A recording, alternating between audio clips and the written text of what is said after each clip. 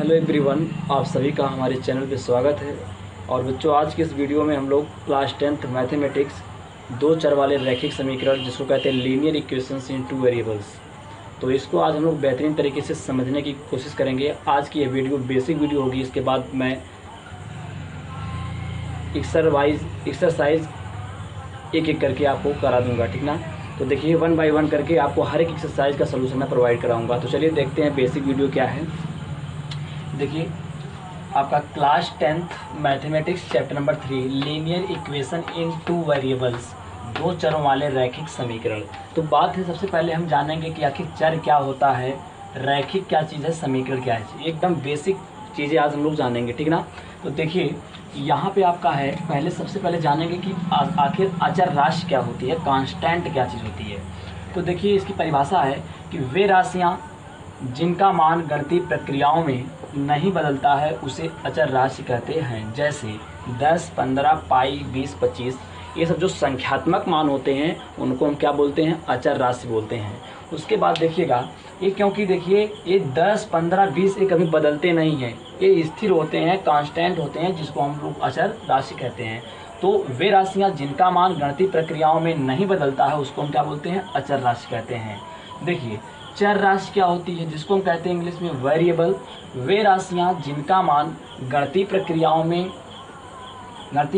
में बदलता है, सॉरी यहाँ पे देखिए बदलता है, उसको हम क्या बोलते हैं, चर राशि कहते हैं। जैसे x, y, z, a, b, c, ये जो आपके होते हैं English alphabet a, b, c, x, y, z, ये सब आपके क्या हैं, चर होते हैं। देखिए, जैसे हमने कोई भी इक्वेशन, कोई भी समीकरण वगैरह हल करते हैं तो जो हम x की वैल्यू निकालते हैं, तो कभी x की वैल्यू 5, कभी x की वैल्यू 2, कभी x की वैल्यू -1, कभी x की वैल्यू 0। तो ये x, y, z की जो वैल्यू होती है वो हमेशा क्या होती है, चेंज होती रहती है। जो चेंज होते हैं उनको बोलते हैं वेरिएबल। तो अगर गणितीय प्रक्रिया में, मैथमेटिकल प्रोसेस में किसी भी राशि की वैल्यू अगर चेंज हो रही है, बदल रही है, तो उसको हम बोलते हैं चर राशि, ठीक ना। अब आता हम समझेंगे, देखिए रैखिक समीकरण। तो रैखिक का मतलब क्या होता है, रैखिक का सीधा संबंध बच्चों होता है रेखा से। किससे होता है, रेखा से। रैखिक शब्द का जो सीधा संबंध किससे होता है, रेखा से होता है, ठीक।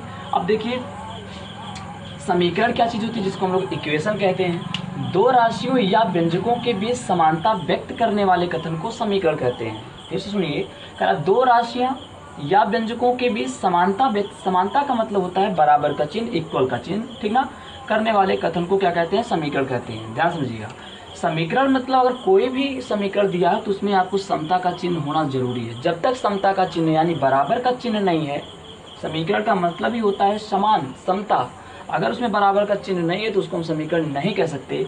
देखिए, अगर किसी भी कथन में बराबर का चिन्ह है तो उसका सीधी सीधी बात है कि बराबर के बाएं तरफ का जो भाग होता है उसको हम कहते हैं लेफ्ट हैंड साइड, और बराबर के जो दाएं का साइड होता है उसको हम क्या बोलते हैं, राइट हैंड साइड। देखिए, और जो समझिएगा, जो समीकरण है उसके बाद देखिए यहाँ उसका सीधा सीधा संबंध तराजू से होता है। किससे होता है, तराजू से। जैसे देखो, यहाँ पे मैं आपको लिखा हूँ कि 5x + 3y = 12।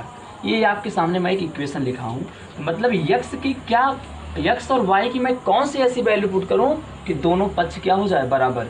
x और y की जगह कौन सा ऐसा मान पुट करें कि दोनों पक्ष क्या हो जाए, बैलेंस हो जाए, बराबर हो जाए। तो सीधा सीधा जैसे देखिए, अगर दोनों तरफ मैं क्या करूँ, भरा 1 किलो वजन इधर मैं कर दूं, 1 किलोग्राम द्रव्यमान की वस्तु इधर रख दें, तो दोनों तरफ बोलेंगे तराजू बैलेंस, ठीक। तो इक्वेशन जो समीकरण होता है उसका सीधा संबंध तराजू से होता है।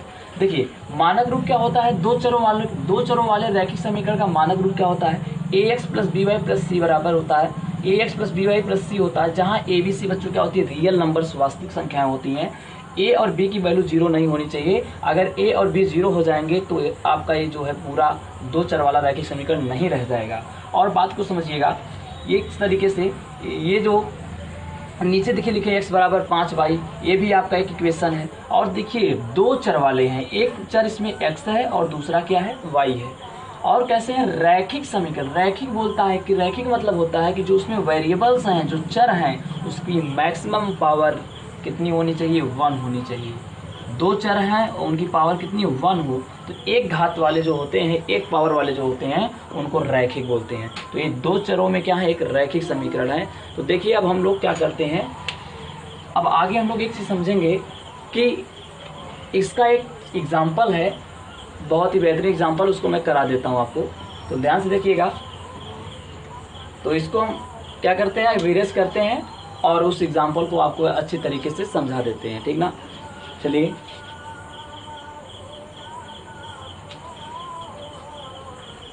अगर आप इसको नोट करना चाहते हैं तो नोट कर सकते हैं।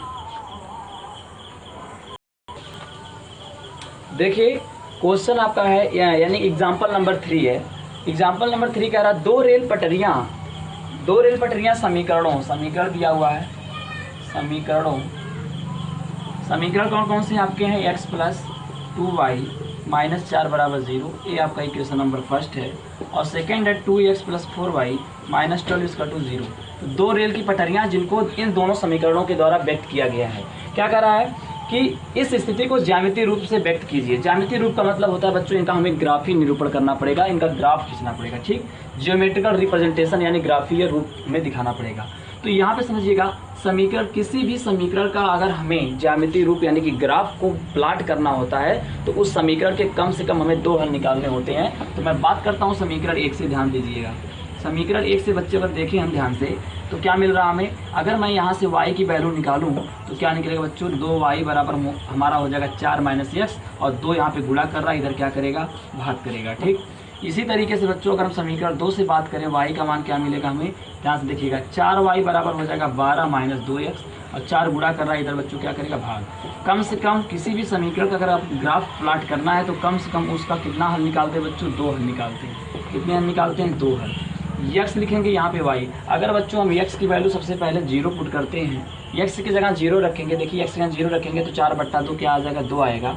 अगर मैं x की जगह क्या पुट कर दूँ बच्चों, 4 पुट कर दें, x की जगह 4 रख देंगे तो 4 में से 4 हो जाएगा 0, 0 बटा समथिंग क्या आता है बच्चों, 0 आता है। यहाँ देखिए अगर x की जगह मैं क्या पुट कर दूँ, x की वैल्यू बच्चों ध्यान दीजिएगा, x की वैल्यू मैं सबसे पहले यहाँ पे 0 पुट करता हूँ, यहाँ x यहाँ y लिखिए, x की जगह 0 तो बच्चों 12/4 यानी कि 3 आएगा। और x की जगह अगर हम क्या पुट कर दें, x की जगह बच्चों अगर हम 6 पुट कर देते हैं, ध्यान दीजिए यहाँ x की जगह हम 6 रखेंगे तो 6 दूनी 12, 12 में से 12 जाएगा 0 बटा समथिंग बच्चों क्या आ जाएगा, 0। अब देखिए हमें बिंदु कौन कौन मिले बच्चों, पहले x की वैल्यू 0,2 मिला, 4 रखा तो बच्चों हमें क्या मिला, 0 मिला। हमने 0 रखा तो बच्चों क्या मिला, 3 मिला। अगर हमने 6 रखा तो क्या मिला, 0 मिला। इस तरीके से हमें 4 बिंदु मिल गए, पहले समीकरण के 2 हल, दूसरे समीकरण के 2 हल। अब इन दोनों को हम क्या करेंगे, ग्राफ पर प्रदर्शित करेंगे यानी आलेखित करेंगे। तो ध्यान से देखिएगा कि यहाँ पर हमारा ये बिंदु है, ठीक, यहाँ 1 2 यहाँ पे 2 यानी 3 और 4 यहाँ 5, यहाँ क्या बच्चों 6 है। 1 2 3 4 5 6, ये y डैश, ये x डैश होता है, -1 -2 माइनस, वैसे नेगेटिव वैल्यू तो है नहीं, कोई नेगेटिव वैल्यू नहीं है तो कोई ज़रूरत नहीं, आप थोड़ा सा लिख सकते हैं, नहीं भी लिख सकते हैं, ठीक। चलिए 0,2, x बराबर 0 y बराबर 2, ये मूल बिंदु होता है। 0 2 कहाँ होगा बच्चों, ये 0 यहाँ पे होता है, और y का मान 2 स्टेप ऊपर, प्लस में बच्चों y की वैल्यू प्लस में ऊपर चलेंगे, ये हो जाएगा 0,2, ठीक। ये बिंदु मान लेते हैं r। चलिए उसके बाद है 4,0, x बराबर 4 बच्चों, y का मान 0, ये बिंदु यहाँ हो जाएगा आपका 4,0। क्यों, क्योंकि बच्चों याद रखिएगा y का मान 0, इसका मतलब वो बिंदु कहाँ पे होगा, x अक्ष पे होगा। इन दोनों बिंदुओं को मिला दीजिए, मिला दिया। उसके बाद 0,3 बच्चों, x बराबर 0 y बराबर 3 बच्चों, 1 2 3 यहाँ पे आना पड़ेगा। ये बिंदु आपका बच्चों क्या 0,3 है, इसको हम p मान लेते हैं। और यहाँ पे जो बिंदु मिला था बच्चों उसको हम क्या मान लेते हैं, यस मान लेते हैं, ठीक। अब देखिए 6,0 बच्चों, x बराबर 6 यानी 1 2 3 4 5 6, पॉजिटिव इसलिए इधर आ रहा है, नेगेटिव होता तो मैं लेफ्ट में चलता। ये हो जाएगा 0,6 बच्चों, क्या हो जाएगा 0,6। तो देखिए 0,3 0,6 मिला दीजिए, इनको मिला दिया। तो देखिए ये दोनों रेखाएं कहीं मिल नहीं रही, लिख देंगे ग्राफ से स्पष्ट बच्चों, क्या है, ग्राफ से स्पष्ट है, ग्राफ से स्पष्ट है कि दोनों रेखाएं क्या है बच्चों, दोनों रेखाएं परस्पर क्या हैं, समांतर हैं, क्या है, समांतर हैं। तो ये होता है बच्चों ग्राफीय निरूपण। तो thank you so much and wish you all the best बच्चों। मिलते हैं नेक्स्ट वीडियो में नेक्स्ट क्वेश्चन के साथ। Thank you.